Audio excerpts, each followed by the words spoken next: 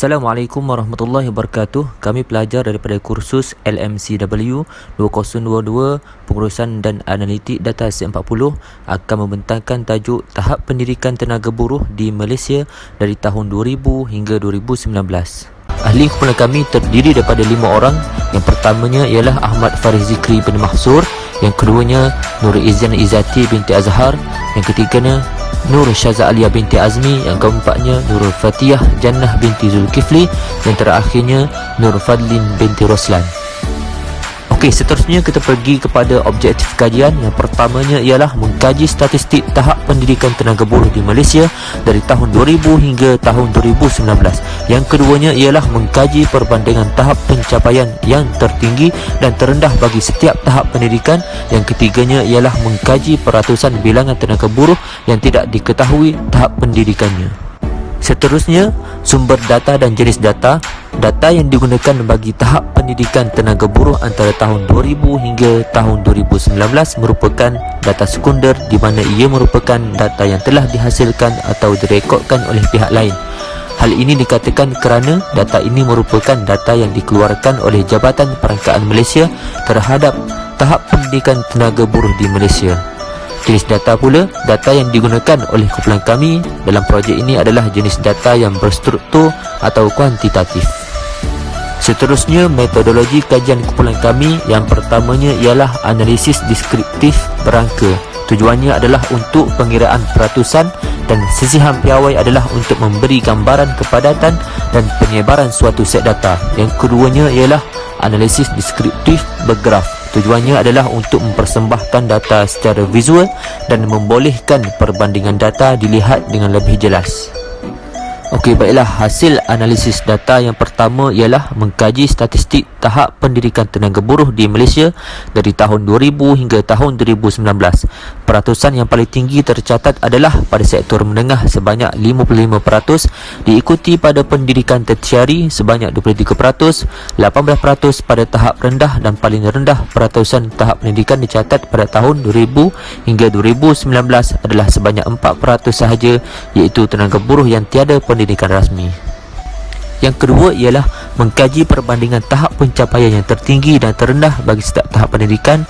Yang pertamanya, tiada pendidikan rasmi, iaitu pada tahun 2000 sebanyak 531.8, manakala pada tahun 2016 pula sebanyak 387.3.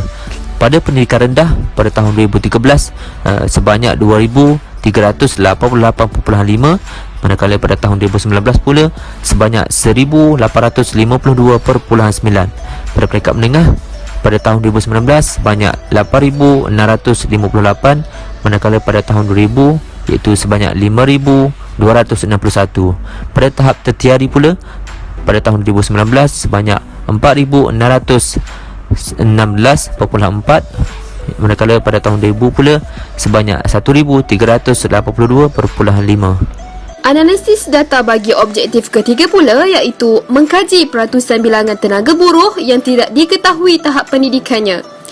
Berdasarkan sertapai tersebut, jumlah tenaga buruh yang tidak diketahui tahap pendidikannya pada tahun 2001 adalah sebanyak 17%, manakala peratusan ini telah menurun sebanyak 6% bagi tahun 2002 dan 2003. Pada tahun 2004, nilai peratusan ini telah meningkat sebanyak 23.5%. Pada tahun 2005, ia menurun sebanyak 8% dan 4% bagi tahun 2006. Namun, pada tahun 2007, peratusan jumlah tenaga buruh yang tidak diketahui tahap pendidikannya meningkat secara mendadak kepada 34%. Jumlah peratusan bagi tahun 2000, 2009, 2011, 2015, 2016 masing-masing adalah sebanyak 0.3%. Walau bagaimanapun, peratus bagi tahun berikut tidak dapat dimasukkan ke dalam cartapai kerana nilai peratusannya yang terlalu hampir dengan nilai kosong. Muhammad Uzir Mahidin berkata, kadar penyertaan tenaga buruh Malaysia pada 2016 ialah 67.7%, turun 0.2% berbanding 2015. Kadar pengangguran dalam tempoh sama naik 0.3 mata peratus kepada 3.4%. Laporan penyiasatan tenaga buruh ialah penerbitan tahunan yang membentangkan statistik utama tenaga buruh bagi penduduk dalam kumpulan umur bekerja 15 hingga 64 tahun. Ia berdasarkan ciri-ciri demografi dan sosioekonomi terpilih seperti jantina, kumpulan umur, pencapaian pendidikan, pekerjaan dan industri.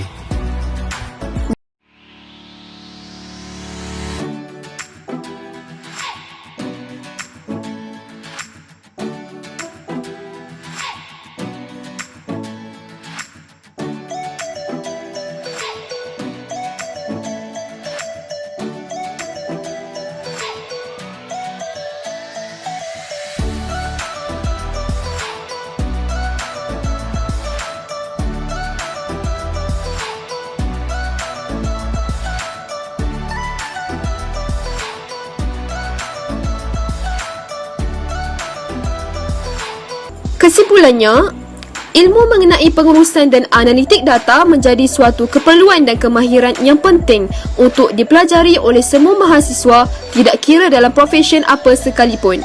Hal ini kerana ia mampu mendedahkan para mahasiswa tentang kaedah-kaedah dalam mengurus dan menganalisis data dengan baik, seterusnya membantu para mahasiswa untuk menguruskan data apabila menempuh alam pekerjaan. Pengetahuan seperti ini sedikit sebanyak dapat membantu dalam menambah nilai tambah dalam diri para mahasiswa kerana ia merupakan suatu kemahiran yang kurang diberi pendedahan dalam kalangan majoriti masyarakat dunia.